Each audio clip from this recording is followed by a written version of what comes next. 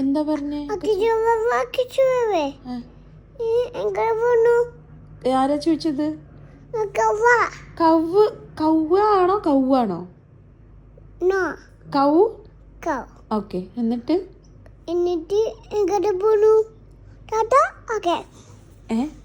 കൗ അക്കച്ചിവാവനോട് ചോദിച്ചു എങ്ങടാ പോണെന്ന്. അപ്പൊ അക്കച്ചിവാവ പറഞ്ഞു ടാറ്റയാന്ന്, അല്ലേ? എന്നിട്ട് ബാക്കി പറ.